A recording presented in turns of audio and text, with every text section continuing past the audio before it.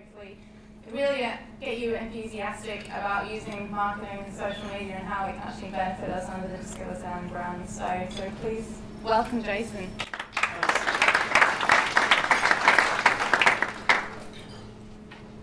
Not that on. How you doing, guys?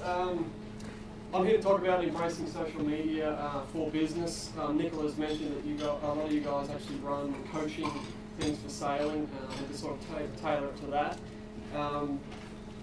Just a brief sort of outline. I just want to go through a couple of things to sort of set the scene. Something right here at the back. Oh, really? Yeah. Do you want to put this there? Just to set the scene, I want to talk about this concept of technological convergence. I want to talk about internet usage trends, leading into sort of social media networking. This concept of virtual communities and how you guys can actually utilize these to help market your product and service. I want to talk a little bit about marketing and search engine optimization and how that can link to social media, and it's quite easy to do. I'll touch on social media dangers. I actually don't see it as a huge problem. And then on the bottom here where it's got TED talks, some icons, some Creative Commons stuff, it's basically just some sort of resources for you guys to go and have a look at some point. So I'll sort of lead you through those as well. First thing, do you like to look at these social media icons? Are they different? Like them? Too blue? Don't like them? I put them up there for a reason, and we'll sort of get into that at a certain point. I also have had a quick look at Yachting Australia, Yachting Queensland, and Discover Sailing websites, just to see how everything run and how you sort of use social media. So we'll sort of talk through that, and I have a few ideas, might be good, bad, but we'll pull those up as well in a bit. So the idea of this technological convergence basically is just united from different directions, and it's a merger between groups or entities that were originally opposed or extremely different. In computing terms, this is the technological convergence part. It's a converged environment is one where a user can access a wide range of multimedia services using any type of device and any type of network connection. So think internet using your mobile phone, think television and news and newspapers accessed via the net, think phone calls via Skype, and emergency broadcasts via social media. Basically, it refers to previously separate technologies like voice, data, video, and they basically now share resources and interact with each other. Excuse guys, I just forgot. What it's doing is basically creating new possibilities, both personal and professional. It's not just a technological shift or a technological process, it's basically a shift within the cultural and social models. And basically it's changing the ways in which we communicate, seek information, consume and interact with each other. The interesting point is nothing is static here. It's under constant reform and adaptation, and that's sort of the fun aspect of it in my mind. In a business sense, convergence is simply how individual consumers interact with others on a social level and use various media platforms to create new experiences. So a little bit on internet usage trends, because I think it sort of sets the scene for why this stuff is so important. Increasing numbers of Australians are now actively engaging in the digital economy. What it's doing is facilitating new and existing forms of social and economic interaction, and there's three key components to it. One, we have better connectivity. Two, we are more capable. And three, we have a lot more confidence in this. And so on connectivity, capability and confidence, connectivity is simply just the uptake of resources that facilitate participation in the online environment. Capability is just having the necessary expertise and skills to effectively use the internet for whatever reason. And the confidence refers to our self-belief in our ability to manage online interactions, and also belief and trust in the system itself, in the process behind the internet.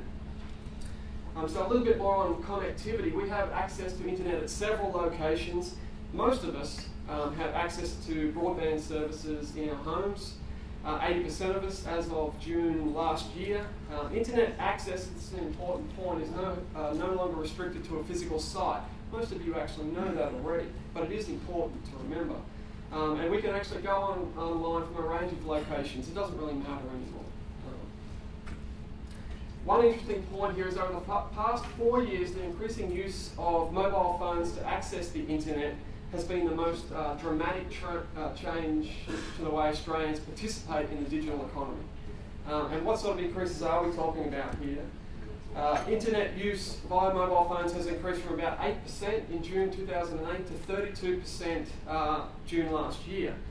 It doesn't sound like much, but I'll show you the graph here. So just to orientate you, the dates are on the bottom, 2008 right through to 2012. On the y-axis, the vertical one, is the percentage of people aged 14 years and over using these sorts of internet connections. Everything is slowly going up. And what you'll see is the broadband connection and all that sort of stuff is still the highest, but what you also see down here, this is the use of mobile phones to access the internet. That's the most dramatic rate of change right there. And that's why it's important. And so one thing I noted, I actually went and had a look on, I looked at your websites, all of them, not only on my PC, laptop and iPad, but also on my mobile phone, because it's extremely important now. I'm constantly connected. The students I teach at uni are constantly connected. They use this as their primary source. Most of the time, they use it on the bus to access internet and websites and things like that. What I noticed when I pull up Yachting Australia and the other ones as well, I think I only looked at Yachting Queensland as an example of the state one. It doesn't pull this up, but what it does pull up is a very unattractive plain text. No, hear me out. Plain text version of the latest news. So it just doesn't look inviting. Now there is a link to go to the full site, and it actually looks really cool. So it's your basic Yachting Australia site. It does fit within the mobile thing. I'm just not sure why it puts the landing page as an unattractive thing, because not everyone sees the links to go to the full site. On the latest news bit, and I sort of throw these in as we go along, I jumped on the Yachting Queensland. And this latest news idea is extremely important because it gets people updated, it keeps them involved, and we'll talk a little bit more about that as well. What I found were some inconsistencies in the latest news stuff listed on the Yachting Queensland website. So I'm not trying to hammer anyone, I'm just sort of picking out things that I would use as a user as I surf around your websites. So what I noticed, there's 3 separate links on Yachting Queensland's website that says something like latest news, and they all go to different areas. And one of the biggest ones that I noticed is I found one, and this is all on the home page, but I clicked on latest news, it went to this. Now you might be able to see it, but that post was done in 2009. It's the only bit of latest news on that website. And so I find that sort of, I don't know, you find that and it's like, it's almost, the idea behind latest news and constant updates is almost to say, hi guys, hi customers, clients, you know, potential target audience, we're still here and we're still doing cool stuff. And so to have something come up with 2009 as your latest thing is just like I'd get rid of the page altogether and use the other links. Okay, back on capability. Basically going online is just about accessing information and services to go about our daily tasks, right? Just to get things done. So we develop capabilities necessary to participate in this. And basically it's just having the necessary experience and skills to effectively use the internet. And we do this quite well. Evidence that we do it quite well is seen in the increasing frequency of internet use in Australia, and also the increasing time that we actually spend online. And so a couple of things on it. In terms of frequency of internet use, as of June last year, 73% of internet users went online more than once a day. And so it's increased from about 61% 4 years ago. All this stuff, I'll drop the source off it, it comes from a media authority report, right? And there's a link in through these slides where you can go and read it. It's quite interesting. In terms of time spent online, we spend an average of 81 hours, roughly about 2.7 hours a day online during June last year. The only thing I could find to compare that was something, I think it was 4 years ago, where they said 28% of the total Australian population were estimated to be heavy internet users, and they spend around about 15 hours a week online. This actually is a little bit over, I think it gets to about 18 hours or something online. The other thing to think about when you see numbers like this is done on a huge sample, and you guys are targeting certain groups. And so to revert back to when I teach at university, that group would be way over this. That target audience, this number, 2.7 hours a day online, is not representative. So that's something to keep in mind. It's high, but not representative of everyone. And forget the rest of the graph, just go straight to here. Basically, it's just percentage of internet users aged 18 years and over accessing the internet more than once a day. And the colours black is 2010, blue, dark blue is 2011, and this one's June 2012. So it's just saying that it's increasing. So I'm trying to sort of set the scene a bit. The next component of this increasing intensity of online use is that we're confident in it. Confidence in the digital economy and aspects of the internet is demonstrated by the broadening online participation in Australia, increasing levels of online social interaction. That's an important one for us in this presentation, and basically just our general attitudes towards the net itself. What is one of the strongest driving forces in the increasing level or intensity of online participation in this country? It's the participative web, and it encompasses social networking and user-generated content. And this is why I actually see this stuff, social media networking and anything that is user-generated online, as an important tool for businesses. And in terms of their marketing as well. It basically continues to be a major driving force in the increasing intensity of online participation in Australia. Whoops. An example. In terms of our confidence and in terms of the idea that the reason behind it is that we want to participate in it and we want to be social online, the top 3 websites, just look at the top 3. This is the top 10 websites accessed in Australia on the left, UK in the middle, US. I think it was last year. The top 3, Google search is 1, right? Doesn't always go number 1, but it's in there, and that makes sense, right? We go and search for stuff, and that's pretty much one of the biggest things we use the net for. The other 2 are Facebook and YouTube. Participative web, user-generated content, and both are social networks. And this is what we actually do online. Now, the business sector in Australia has been slowly recognising the potential of social networking for business and networking purposes over the past 4 years, probably a bit longer, but they're still slow on the uptake of it. So what percentage of small to medium enterprises, and I'm saying employees of 1 to 200, connected to the internet in any way used online social network channels for business purposes like advertising and brand awareness raising? In 2010, it was only 10%. It's going up. In 2011, it was 18%. In last year, in June, it was 27%. So given that what we know about, I actually find that an extremely low percentage. And I'll show you why. Basically because social media usage has seen unprecedented growth in the Asia Pacific region over the past 4 years. It's now one of the most critical trends in the online sector. Close to 75% of the world's net population have visited a social networking site. Interesting point, we actually lead the world in social media engagement. I actually find that odd. But we have the highest global average for time spent online engaging with social media. So 7 hours, 41 minutes per month last year. Again, a very, very broad sample. In certain target groups, the numbers are a lot higher. In terms of the Yanks, they spend nearly a quarter of their time online in social networking and blogs. And so a little quote here, despite the almost unlimited nature of what you can do on the web, 40% of US online time is spent on just 3 things. Social networking, playing video games, and email. And what it does is it basically leaves a lot of other sectors fighting for a really small piece of the online pie, so to speak. It's irrelevant to us because basically social networking is one of them, and the idea here is to use it to market business and to promote your companies and your brands. Facebook leads the way. Twitter activity is on the rise. The world's internet users are rapidly increasing their participation in social media, content sharing, and brand interaction.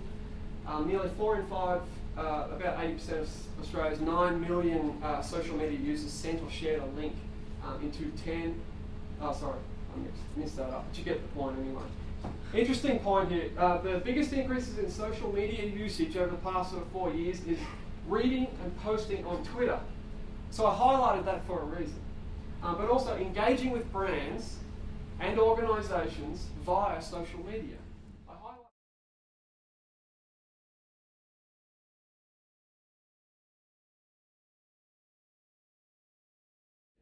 I highlighted this because I actually also jumped, I'm not trying to pan Yachting Queensland, I'm actually a Queenslander, so I use them as the example. They do have social media stuff here. So they've got Facebook, YouTube, Instagram, and I'm not sure, that's the latest news button, or one of them. But what I did notice is they're not using Twitter. They're not using Twitter. The biggest increases in social media usage is reading and posting on Twitter. It's extremely simple to use. It's extremely simple to use from both ends. As a brand posting updates and announcements, it's short, and also as a user, you just sort of stay up to date with things. So that's one thing there. No Twitter on Yachting Queensland. Interesting point. Now check this one out. These guys, Discover Sailing, are using Twitter. It's right there. You might be able to see it. That's actually a little social media icon. That's Facebook, that's Twitter. I can't even see that one. It might be YouTube or something. So Discover Sailing. When do you get the rest?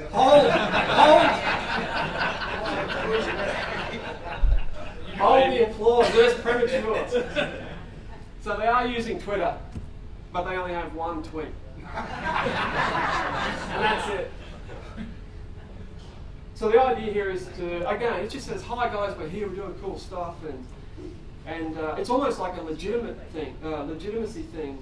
If it's regular and updated and current, you are a legitimate website in the online world. It works for it works for search engine optimization techniques. It sort of pumps you up Google search ratings. Right? So that's the importance with this sort of stuff.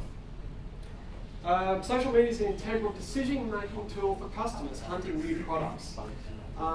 Consumers are increasingly finding the net and mobile vehicles just as compelling as more traditional advertising. And consistent with household social networking activities in Australia, Facebook is the most prominent social media network used by Australian small to medium enterprises.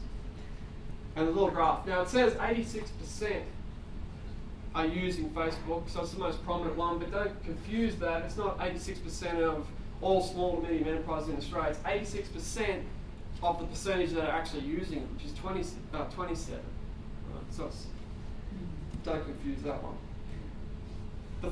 The ultimate sort of point here is social media is beyond a shadow of a doubt here to stay. Now it might change.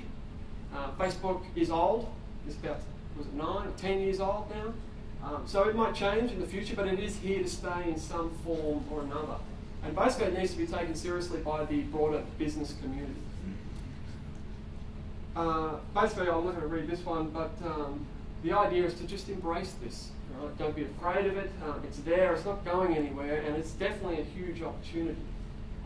Nearly 2 in 5 Australians are now interacting with companies or brands via social networking sites, and what that does is actually reinforce the notion that Australians are open to engaging with brands and companies online.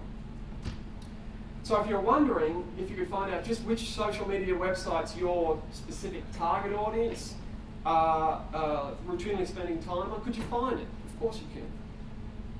And there's go chuck that into Google and you'll find the report. Right? So it basically splits it up. This is a very rudimentary sort of graph, just splits it into age groups, but that's important as well. And then all the social media stuff's here and the percentage of people using those types of social media. If you're wondering how often they use these social networking sites, the intensity of their usage, could you find that? Of course you can. Right? And so this basically splits it up in terms of all the social media stuff, or a few anyway, and total sessions, the total minutes, and the total pages viewed. I think that's in a month. I could be wrong. Again, in certain target audiences, this is way, way low. So I know students will sit on that thing, Facebook 24/7. It's never logged out, it's always on. And that's pretty much all they do.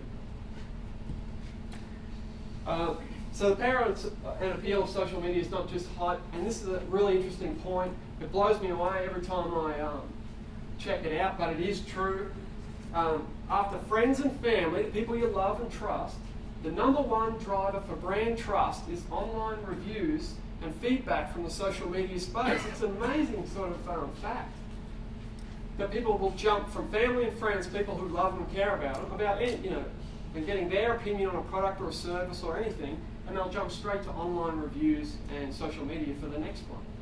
I find that odd because there's no filter here.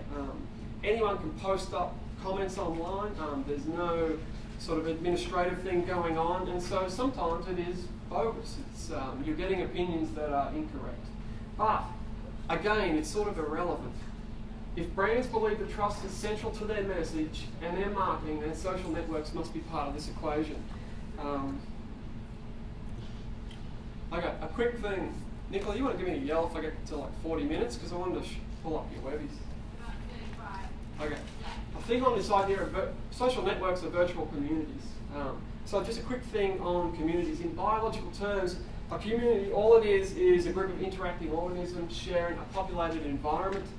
Intent, belief, resources, preferences, needs, risks, a whole stack of other stuff need to be present and common, and they affect the individual's identity and the degree of cohesiveness within that community. It's a broad term for a fellowship or an organised society, and here's the kicker. It's a geographically circumscribed entity. It's dependent on location, your neighbourhood communities. That's the idea here. Since the advent of the internet, however, the concept of community no longer has these geographical limitations. Right? And that's a key point. The advantages of it: information can be posted very quickly, response times are very fast as well. You can use it to engage in activities from home: shopping, finance, research. They can also provide a feeling of membership and belonging, and don't discount that, because the feeling of community, even around your sailing clubs and things like that, it's an important part of the business, I would say. And the online stuff can just provide another outlet or an opportunity to create that sense of community. It's simple and cheap to use. It's basically free, but there's a time aspect too, so the cheap bit is dependent on who you have doing it. Students would do this for free as work experience. The disadvantages, we mentioned this before, there's no editor that reviews all the posts. Anyone can get up there and put stuff on there. Identities are often kept anonymous, and information online is permanently online, and that's one of the major sort of dangers that I see in anything to do with social media and online communities. The word research might sound a bit boring, but hear me out on this one, because I'm sort of heading to a point. There's a stack of different research around this idea of virtual communities and the different stages people move through. I'm not going to harp on it, but I will sort of jump through it fairly quickly. When you start, let's say everyone is on Facebook. You sort of start as a visitor. You're in there, you're checking it out. There's a term for it. It's called a lurker. After breaking through a barrier, which for most people is just signing on, you become a novice and you start to play around and partake in community life. And after you've been there for a while, you become a regular. So here's the two key ones here. After breaking through another barrier, and usually it's you start discussions, you start groups, you do all this sort of stuff, you actually become a leader. And once you've been in there for ages, you're an elder. Right? And often you're on your way out at this point. You're over it, you're bored, and you're heading to the next one. Same thing here, different group of people. This is exactly the same information. The key thing with this leaders and elders thing in it mimics, I think it mimics just normal communities in daily life. So let's get offline for a minute. The idea behind leaders and elders they are influential, and people take their advice seriously, and they can actually make things happen. And the same thing online. Cyber communities, and let's just go with Facebook, Twitter, anything like that, social media are the next big opportunity for marketers. Savvy marketers are already monitoring the chatter online about their brands and companies. And the idea is that you can then craft marketing messages to more effectively target your clients and your potential clients. Now, I wrote eventually, but this is really already happening. Marketers court influential members of cyber communities, the leaders, the elders, to generate positive buzz around products. And they might pay them for it, they might not, but they'll work out something. And that's it's a fairly high-end sort of thing to do, but it is something to think about as you sort of play around with this stuff. So companies should therefore look for logical ways to create connections between your product or service, social networking sites, and key influencers of these sorts of communities, which often could be your social media administrator, whoever the one is up there running it. Now, small businesses, like a lot of the small sailing clubs and things like that, they're especially dependent on favourable testimonials. Now, I've mentioned this before, consumers, for many consumers, online forums have become the favoured means of sharing feedback about businesses and products. And customer participation is credited with generating tangible enterprise value. Consumers trust each other more than they trust advertisers or businesses. It's an odd thing, but that's the way it is. The question is how you turn that to your advantage. Basically, if you go into this area and you have a lot of different social media stuff set out, oversee it all, have someone to oversee it all, closely monitor what's going on there. Right? Anyone can jump on, anyone can be a member, and monitor the chatter. Right? Use your online communities to gather insights about what they want and what they liked about the product or service. What did they like about the sailing day or the course that you run? And funnel this feedback back to your marketers and your administrators, and try and use that to more effectively market your message. The key thing for me here, and this is sort of one of the dangers, if someone pans your business, they pay it out, so these guys are terrible. Use that criticism to identify and fix the problems, but more importantly, just respond to it. Respond quickly and respond in a positive manner. And it actually has a positive effect. But ultimately, building an online pipeline from consumers to product creators or service providers is now or should be a crucial business marketing procedure. I'll leave that one. And a little bit on marketing. Now, most of you guys know this marketing is just process of matching products and services to the needs and wants of customers. The key thing is communicating that match. How well do we match that? Effective marketing requires you guys to define your unique selling proposition. What is it that makes you unique? From my perspective, in the days of such a converged environment, we have access to so much cool stuff online, you almost need to be remarkable in some way to stand out. And so the question is, are you unique? Are you remarkable? I actually think you are. This looks really cool. There's a remarkable, unique aspect to this. It's a good service, it's a good product, and we just need to actually put that out there. Marketing your brand's uniqueness or remarkability via the net and via social media is extremely important in this converged environment. The ultimate sort of take-home message is, why is it so important? That's because basically that's where your clients are spending all of their time, online. They spend a hell of a lot of time online, and they do it on social media. The key thing for me is, I still don't see it as the be-all and end-all. I can talk it up, but it's only one facet of your overall marketing strategy. For me, the product or the service provided is key. If you think you go to a hotel, they could have fantastic social media marketing campaigns, fantastic websites, but the service was horrible, and the room was horrible, and that just, the whole thing sort of falls down there. So the product and service is key. And I think you guys are probably doing that really well, and you should promote that. Put it out there. Say, hey, we're doing great things here. How am I going? So I didn't want to go over. Yeah. Oh, really? All right. Well, I'll just slow down. I'll ask you a lot of questions. Basically, social media networking in this manner is just pull marketing or opt-in marketing. It's the coolest way to do it, mainly because it asks for your audience, your target audience, or your customers' permission to send them this stuff. Think of Facebook. You put your Facebook page up. The permission is when they click, I like this. As soon as they do that, they've opted in. They can opt out at any point, and that's important as well, but they've actually said, I would like to hear more about this. If they do that on your Discover Queensland social Facebook page, if they like it, anytime you post something up there, it comes into their 24-hour feed as soon as they log on, so they get to see it. It's an important aspect, and I'll sort of pull me back to that if I don't go over it. It's an effective marketing tool because it's very targeted, it's personalised, and because it's done with the permission of the target audience or your clientele. It's hard though. There's a time component here. Anyone running this sort of stuff behind the scenes to continually punch out updates and announcements and do it well and link everything together, there's a time component.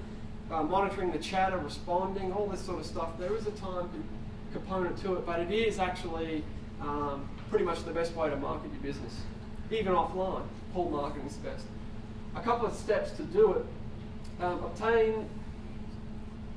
I never actually got to a form on one of your websites, but when you do this sort of stuff, which is actually a point I wanted to make, try, and you probably do this in other ways anyway, when you fill out, do you have waivers for when they sign up for a course, and mobile number, address, collect that sort of information because it is usable.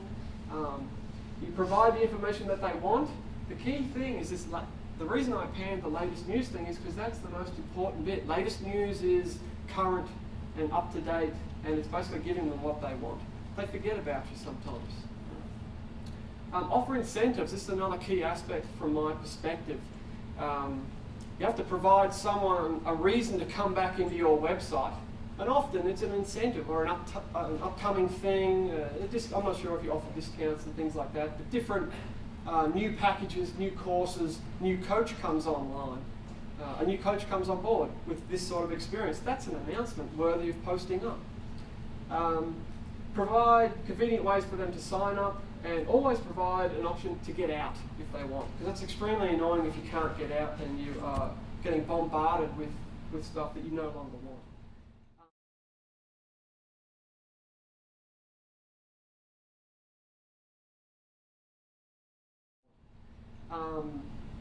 I want to talk a little bit about search engine optimization because it is linked to social media. Basically the idea behind it is it just bumps up your website and the pages within it on a Google search result, or different sort of search engines.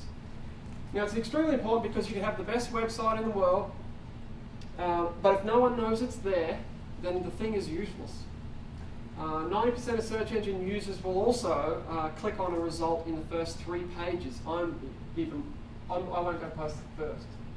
Right, I'm extremely impatient. If it's not on the first one, I'm not searching in the right area. So the idea is to sort of optimize for all different types of search terms to get yourself up on that first page. The only time I go past this is if I'm researching stuff. And it might be buried a bit deep because you get all this other stuff that's optimizing itself a lot better. 88% of search engine users will change their query and could be altogether. Stuff it, I'm not going sailing. If they don't find what they want in the first 3 pages, more likely the first page. They know what they want to find it immediately. That's another key point I was going to talk about on your websites. And the majority want to find it on page 1. The idea behind it is if your site is not found on the first page or within the first 3 pages, that's okay.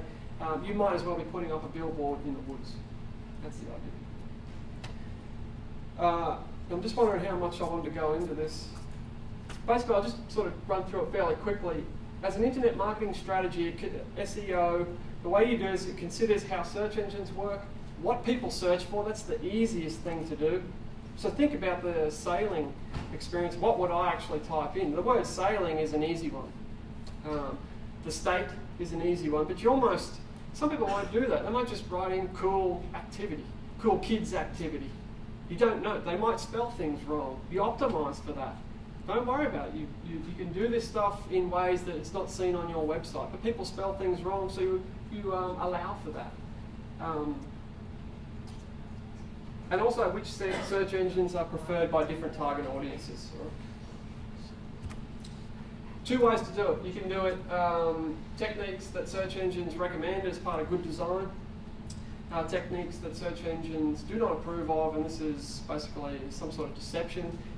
Basically white hat, black hat.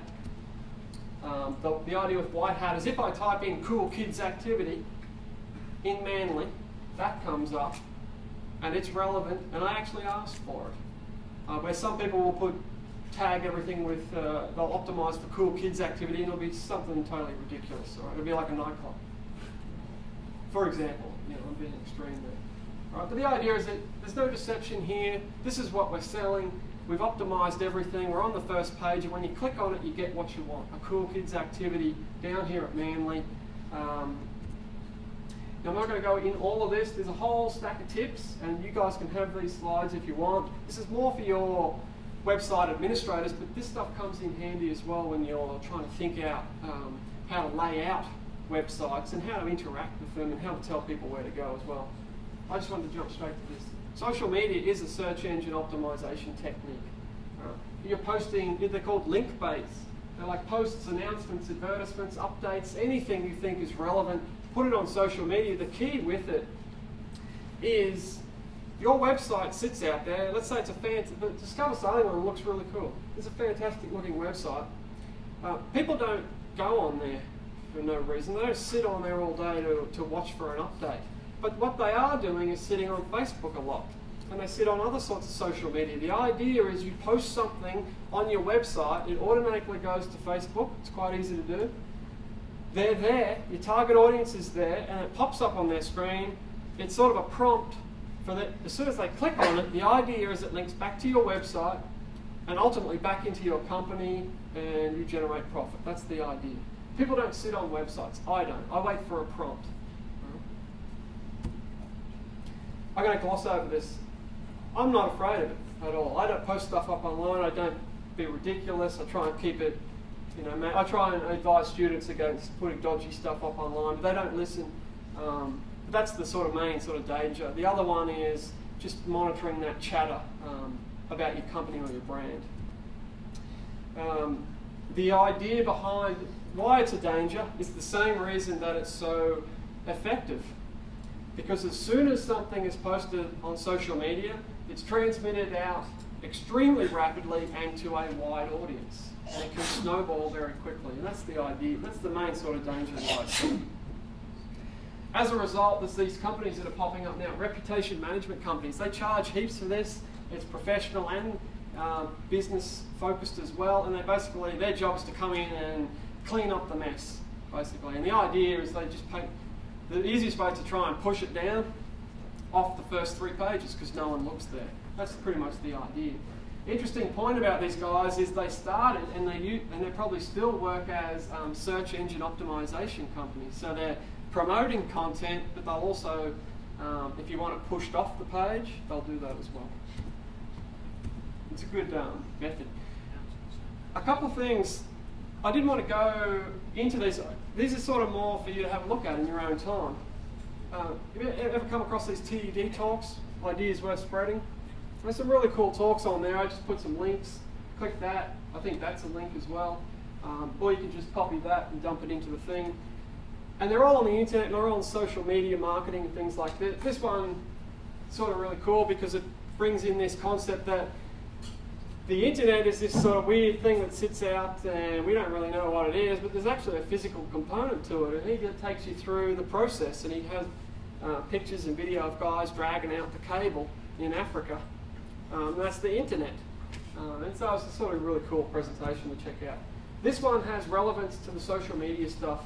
I put losing control here because in a way, when you do this stuff, you are almost losing a little bit of control of your brand, and it can be a scary aspect. The idea is not to be afraid of it. Most people do the right thing, but to sort of release yourself from that fear, and don't be afraid to lose a bit of control. The key is you're losing a bit of control, but you're also giving your target audience a little bit of ownership over your company or your brand as well, and that makes them feel wanted and belonging. There's that community sort of aspect. This one, the idea of remarkability, if you get a chance, it's a quick presentation. He's a really cool talker, presenter. He's a marketing guy, and he talks about being remarkable in this day and age, and you really have to sort of stand out to be seen. This guy, a really slick presentation, go and check it out. I think he's Scottish. It's very well rehearsed, not like mine, but it works. And he hits this idea of losing control. Now the other thing, the reason I pull up social media icons at the start and say, did you like them? No, well, they're blue. There's nothing that special about it, but they're different. Is I also give you a link here. Now I know some of you actually have to go and do this stuff. You have to put social media icons, there's supposed to be a few more there, social media icons on all sorts of stuff. Pamphlets, your traditional marketing, but also on your websites, You can put these things on the email. All I'm doing is actually giving you a link to one of the coolest ones I've found. It's free. Click on the link, it'll take you to a website I'll show you in a second. And you can basically download social media icons of all, there's tons of them. Different colours, you want blue, you get blue, you want red. There's a million different varieties. The idea for me is that they need to match your company's image. And they need to match the website. And I make that point for a reason, which I'll touch on in a second. 15 minutes. All right, cool. Let's forget Creative Commons. Okay, so the next thing I want to do is I just want to pull up your websites. And I'll start with, and I'll try and do this extremely quickly. Were you Internet Explorer, Nicola? Oh, okay. Here we go.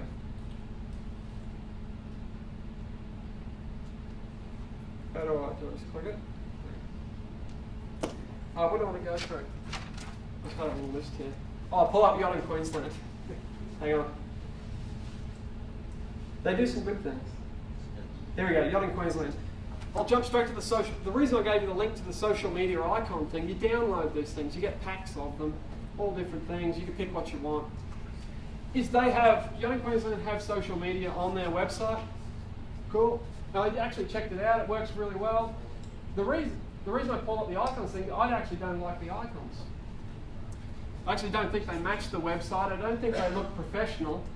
They're also not the same size. This thing is bigger than this. The other thing, this Facebook thing has black around it. They're also the most oldest looking social media icons ever built. They're the originals. So the idea with the web treats that, and this is the website too, by the way. Web treats, this is what you'll see, and you just click straight on icons. Just click straight on icons and just scroll. You can search for stuff, just scroll around. And they basically give you like a half picture. This is sort of what they look like, and there's millions of different things. And, it's all free, and you just basically click on the one you want. Don't go for grunge warning stripes either. I don't think that would match. I think you need to have a professional thing, but it needs to match your website as well. And just scroll down and just make sure that they have what you want. Sorry, I'm having trouble using this. Just check that you've got the social media icon you want, and then hit download, and you have a whole stack of social media icons. Let me just jump back to Yachting Queensland. That was the first thing. Oh, here's the next one. That's your website. The idea with websites, you want to keep people on it. You have heaps of content. It's interesting content. It's enough to keep people there. But watch what happens if I click on Facebook. So your website's there, and now your website's gone. And so for me, that's a missed opportunity, because now people have any external link that goes out of your website, make it an external link and open up in a new window. It's easy to do. It's just a simple thing that I noticed straight away. Your website's now gone. Even worse, if I was to click on some of your sponsors, if they're sponsors and the same thing happens, now I'm off Yachting Queensland. I actually think the digital age gives us sort of short attention spans, and I see it in students as well. And they might forget about this if they're taken away from it. So try and keep them there as long as possible. Another thing, more of a design thing, it has a professional look to it. There's something about all these different shaped boxes that bugs me. There's something about it, it sort of looks a little unbalanced. And it sort of keeps going and just sort of scrolls down. There's a lot of empty stuff, but a lot of sponsors here too. I actually think, see these sponsor logos? Get them on a transparent background. So it matches, because you have this sort of light Queensland maroon, it's a maroon sort of background, light maroon. So just put the sponsors' logos on a transparent background so you can sort of keep that cool maroon look. Yachting Queensland, no Twitter, we've already gone there, so I'm not going to hammer on again. Extremely easy to put up. Now what they do, let me just find this. They do something really well. And I think this is the page. So this is, now this is latest news. This is cool. This is May 14. It's current, relevant. It has a cool picture, some text, a little link to say you want more. I actually find that that's the idea with latest news. And Yachting Queensland are doing this really well. The only thing that I see here, and I haven't actually clicked on it, is the way it's set up. This is just one single page. It has the same URL. And I'm just going to pull up an example. This is a website I use for teaching. You can't see it all. I have a latest news page as well. Let me click on it.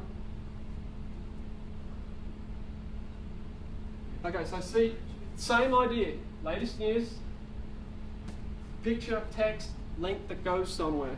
Buy now. It's a good link. Here's the Facebook page for the same course.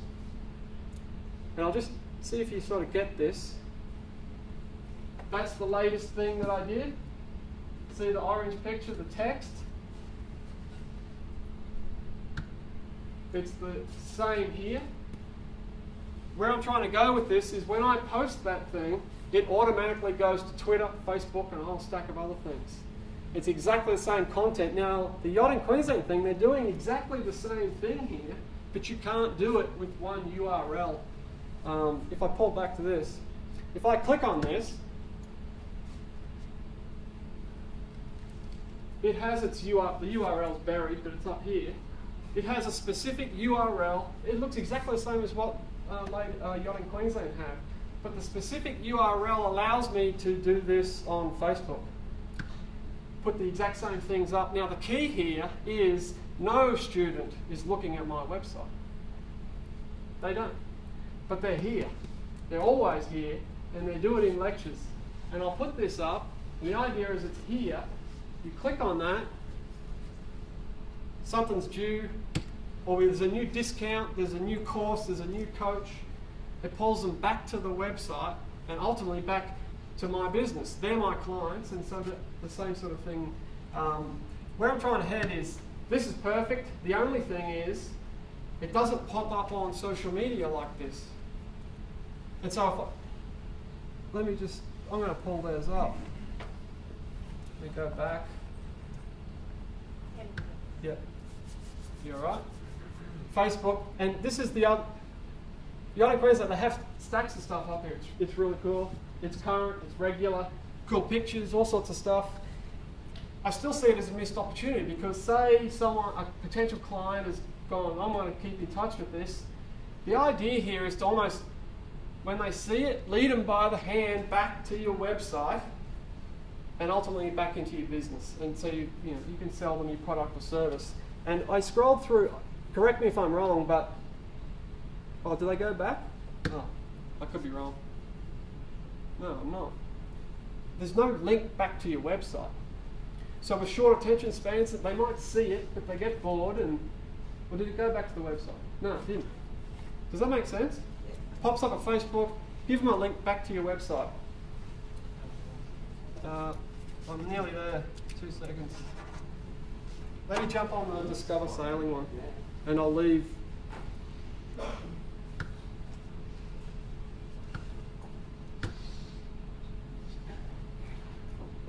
it. This is a really cool website. I like the look of it. But I did notice some problems. So it looks really cool. I love it. What do I have on here? One thing is about the menus. When you look at the home page here, you look at the home page. Correct me if I'm wrong on this too, but this is your menu, and these all just go to the same place.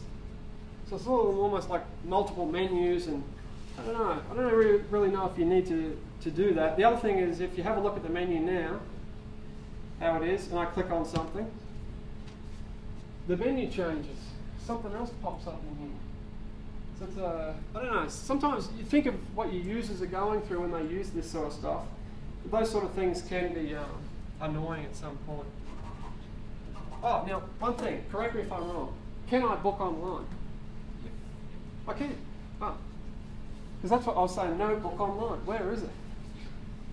I couldn't find it. You have to go through the activity finder. So maybe that's one. So you can get book online. I can pay. Because that's also the idea with online marketing websites. Provide people with the ability to book online. I didn't actually find it. And the other thing is, if you can book online, then make it prominent and make it easy to find. I think I was going through this stuff to try and book something, but getting lost. What else? Oh, now, can I ask one other quick question? Is there some sort of community page on the website? Because this is the other thing. Can you generate a community when you conduct your coaching courses and your clubs and things like that, and you have competitions? Can they also be involved online and generate some sort of community there? Can they post a picture of themselves? They can do it on Facebook, but can they do it in here? That's something else that I think sometimes it's important. Again, you lose a bit of control there, and it can be scary, but you can administer it and moderate it. And it just gives people a good feeling to be able to post stuff up on a website and go, look, there's me sailing, which I think is a really cool thing. That's pretty much, one last point. And then I'm done. One last point is when I do teach at uni, and I use this stuff, it's a fairly innovative way to do things, but you can engage with people in different ways. We have a large international student cohort. And a lot of them come from China and different places where social media is banned. And so that's something to think about. I'm not sure how well or how much you target the international market, but for a lot of companies, it's actually a huge opportunity. They love social media, it's just banned in their country. So as soon as they come to Australia, they all have Facebook profiles.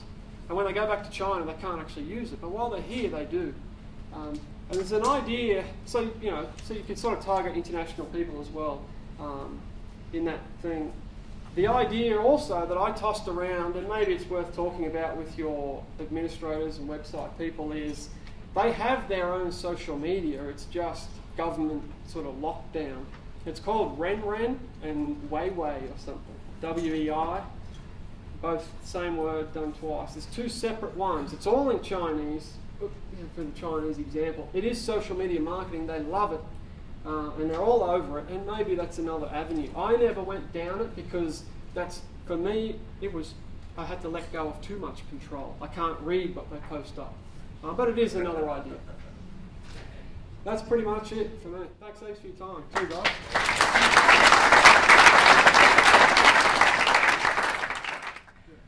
Thank you for your presentation. I had a question about Instagram. So I saw that there wasn't much on there, and when you're looking at the numbers and the figures of usage, Instagram didn't come up on there. Is that because it's new and still gaining traction, or how can you use it effectively? Yeah, well, you guys are using it. Yachting Queensland. You guys are using it. I won't pull it up, but I actually think there is no harm in using as many as possible. And the reason that I see no harm in it is because it's extremely easy to do. And the reason I didn't put it, yeah, you're right, it's new. It's not Facebook status yet, but it's new and it's cool and people are using it. It's mobile connected, which is another cool aspect of it.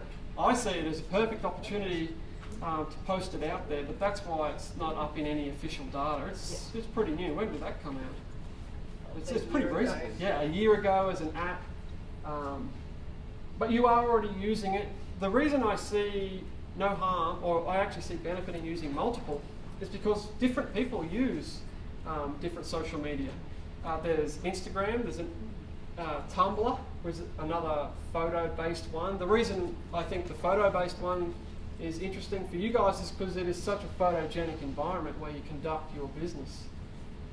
And that was actually another idea that I sort of have. You might already be doing this. People love having pictures of themselves when they go and do stuff. Do you provide that sort of service? Can you post all that stuff up on Instagram for them to go and grab? I know students, and actually a few small businesses that do this for real. I actually post it up on Facebook and sell it. Cheap, but people love photos. And so in terms of social media, that's just an idea, but in terms of social media, you might have sailors who are really artistic and they love Tumblr and Instagram, so give it to them. They love art, they love photos. It's a photogenic environment, so give it to them. Some people aren't like that at all. They just want the short bite of information. New coach, new course, new activity, new discount. Go, and that's their Twitter. The thing, I try and use as many as possible because it's so easy to do. You can actually do it automatically. You post something on your website, automatically goes to everything. So yeah, you're right. Too new to pop up. That's a government survey where I was pulling those numbers from. But definitely beneficial. Yep. Would it be fair to say that depending on your business size and how popular your websites and whatnot are, yep. Would it be a fair assumption to say that it would almost generate a new employment position just to monitor and worry about that sort of thing? Yeah, that's why I mentioned the students. Like internships, and you don't even have, sometimes you don't have to pay much, you know, but that's a cool job for someone. And I actually think this stuff, I teach students where I actually believe their jobs aren't created yet, but that's the sort of idea, that is your job. Monitor, chatter, post, you know, respond to criticism, things like that. So yeah, definitely. And if you're a real small club, the fact that it's cheap and easy is still a key thing. If you don't have someone to do it, then minimise the amount of social media and keep it simple. Go to Facebook, it's the easiest and biggest, everyone's on it. But yeah, you're right too. It's definitely an opportunity to employ people, and that's always a really good thing to do. And yeah, opportunities, you can use students too. I really think they get experience. We have sports management students, they would love to do something like that for a week or, you know, a month. Sorry. How often do you think we should be posting on these sorts of things? You know, I wrote down here, find out some info on, and I've never done this, I'm supposed to do it for my teaching as well, because it's a really cool question. How often, but also when? When are when are people online? Do they get up in the morning? Is that when you get them? Because you know, if you post something on Facebook and it pops up on your 24-hour feed, it drifts away. So you can't miss it if you've been offline for a bit. So that's a really interesting question. I don't know the answer yet. In terms of the timing, in terms of how often, I say as regular as possible.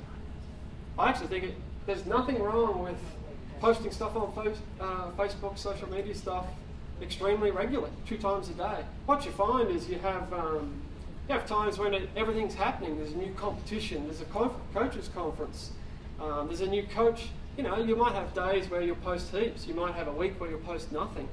As long as it sort of rolls on. I don't think there's any hard and fast rule.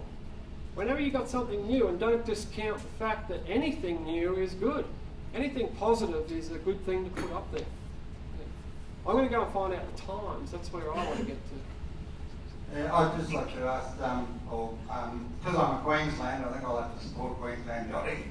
Our club would be the same way. If you looked at a bit of news, it might be old, but if you went on Facebook, sometimes if we did something at Easter, we could have it on Facebook Sunday night, and I'm pretty sure you're in Queensland, what we're doing yesterday, today and tomorrow, I'm sure they'll have a Facebook by tomorrow night. Yeah. Yeah, and I think that's a really good thing. I think where I was trying to head with Yachting Queensland's site is they have a really cool latest news page. It didn't seem to automatically link. I couldn't see the same posts popping up on Facebook. Well, I think I'm trying to head to whatever goes up on your website also gets up on social media. So we're actually going to have to cut it because we need to get you guys out on the boats. But if you do have any other questions, we can facilitate that, and hopefully I can pass and you them can through contact me too if you want. So we will be open communications. So thanks for your time too. Thanks for having me.